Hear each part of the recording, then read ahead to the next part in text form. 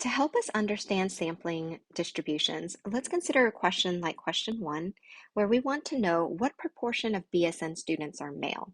So in order for us to answer this question, where let's let P be that proportion, we would have to survey the entire population, which would consist of every single BSN student in the United States, and then count to see how many of them are male to figure out that proportion. So, because that is very difficult to do, we typically cannot survey this entire population. This value P is unknown. But we want to know what it is. So how do we at least estimate or come very, very close to this P value or this proportion when we can't survey the whole population? And the answer is we take samples from the population. So let's suppose this green circle below represents the population, which consists of the gender of every single BSN students in the United States. Then N, the population size, would just be a very large number, okay? So I'm writing down a very large number because I actually don't know how many BSN students there are in the entire United States. But let's write down a couple of examples of what that population would look like. So let's say that this X sub 1 is a BSN student who is female. And then let's say X sub 2 represents another BSN student who is male. And then let's let X sub 3 be another student, a BSN student. And let's say this student is female. And then let's say that this student is also male. And then let's say that student X sub 5 is female. And I can keep going and collecting some data about the gender of BSN students. So if this is the population, then we would have all the genders for every single BSN student out to student X sub n, where X sub n would be that last student in the population.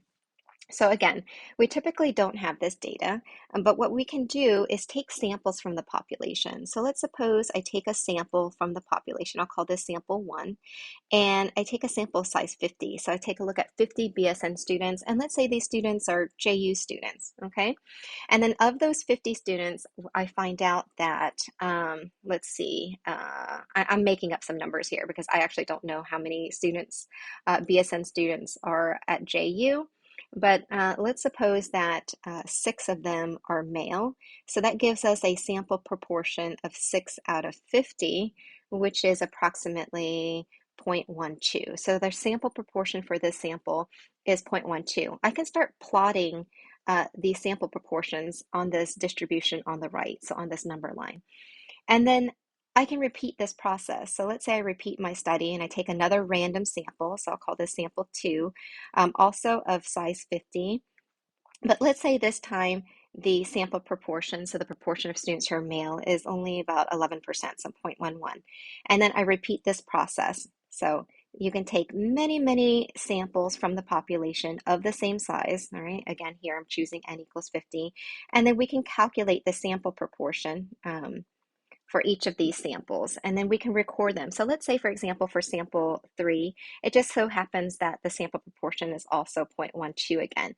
Then I can plot that on the right-hand side. And again, the idea is that we repeat this process, take many, many, many samples, and I hope you can kind of visualize that there are many, many ways that I can take a sample of size 50 from this population.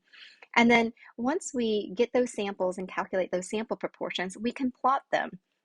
And so uh, it turns out that in statistics, when you take lots and lots of samples of the same size from the population, it turns out that the distribution, which I'm creating here on the right-hand side, this distribution of sample proportions is called a sampling distribution,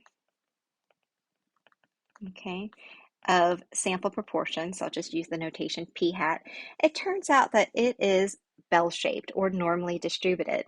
So this is very interesting. Turns out that anytime you take lots and lots of samples from the population and you plot the sample statistic, in this case, that's p hat, that distribution is normally distributed. So we know a couple of things about data that are normally distributed. We know that at the center of the distribution, we can find the mean value. And so the mean of all the sample proportions, so the mean of all of these p hats Okay, it turns out that it targets, right, the population proportion. It targets P, which is the unknown value that we really do want to know. All right, so we'll learn in the next section that the central limit theorem tells us that when you take a look at the sampling distribution of sample proportions, the mean, so the average of all of these p hats, it starts to equal the population proportion. It gets really close to the actual parameter of the population. So this is a really interesting thing because it allows us to use samples and the sampling distribution of those sample proportions to estimate for unknown values. And so real quickly here, I want to talk about question 2 before we leave this slide. Suppose now we want to know, is the proportion of male BSN students actually 13%? So this is a claim that we can test later on when we talk about hypothesis testing in later chapters. But this idea of testing a claim is based off of, right, this idea of the sampling distribution for sample proportions.